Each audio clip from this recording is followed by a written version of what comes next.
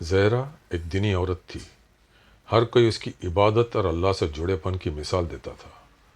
وہ روز تہجد کے لیے اٹھتی، قرآن کی تلاوت کرتی، پانچوں وقت کی نماز پابندی سے پڑھتی اور نفل روزے بھی رکھتی۔ اس نے قرآن معنی اور تفسیر کے ساتھ سیکھا، اور اب وہ آن لائن خواتین کو قرآن پڑھاتی اور دعوت کا کام کرتی تھی۔ اس کی کلاسز میں ہر عورت اس کا علم دیکھ کر متاثر ہوتی۔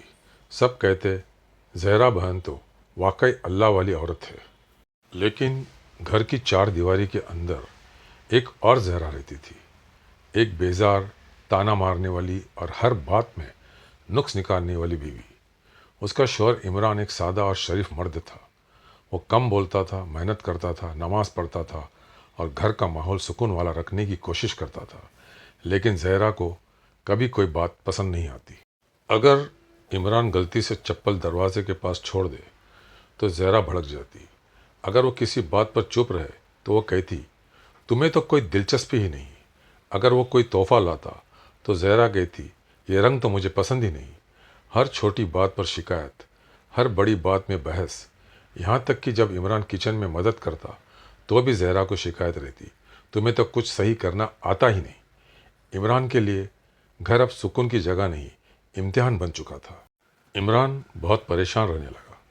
اسے سمجھ نہیں آتا تھا کہ جو عورت دوسروں کو اللہ کا کلام سمجھا رہی ہے، وہ خود اپنے گھر میں کیوں اسلامی اخلاق نہیں دکھا پا رہی۔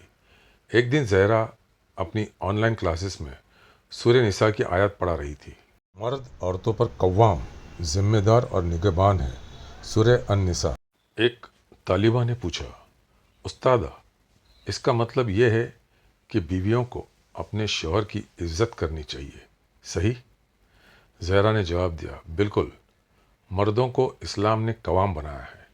ان کی ذمہ داری میں دیکھ بھال کرنا، اور عورت کی ذمہ داری ہے کہ وہ ادب اور فرما برداری سے پیش آئیں۔ پھر اسی طالبہ نے پوچھا، اگر کوئی عورت تمام عبادتیں کریں مگر اپنے شوہر سے بدتمیزی سے پیش آئے تو کیا اللہ اس سے راضی ہوگا؟ زہرا ٹھٹک گئی۔ یہ سوال اس کے دل پر ہتھوڑے کی طرح لگا۔ ایسا لگا جیسے کسی نے آئینہ اس کے سامنے رکھ دیا ہو۔ اس رات زہرا نے قرآن کھولا، پھر سے وہی آیت پڑھی اور تفسیر بھی۔ اس نے محسوس کیا کہ وہ جس اللہ کی عبادت کر رہی تھی، اس اللہ کی بندی بن کر اخلاق اور صبر کی سب سے بڑی آزمائش وہ اپنے گھر میں ہار رہی تھی۔ اسے رسول اللہ صلی اللہ تعالیٰ علیہ وسلم کی یہ حدیث یاد آئی، میں نے جہنم دیکھا اور اس میں عورتیں زیادہ تھیں۔ پوچھا گیا، یا رسول اللہ، کیوں؟ آپ صلی اللہ تعالیٰ علیہ وسلم نے فرمایا، وہ اپنے شوہروں کی ناشکری اور ان کے ساتھ برا سلوک کرتی ہیں۔ زہرا کی آنکھوں سے آنسو بہنے لگے۔ اس رات تہجد میں اس نے دنیاوی دعا نہیں مانگی، اس نے مانگی اپنی دل کی اصلاح۔ پھر اس نے کوششیں شروع کی۔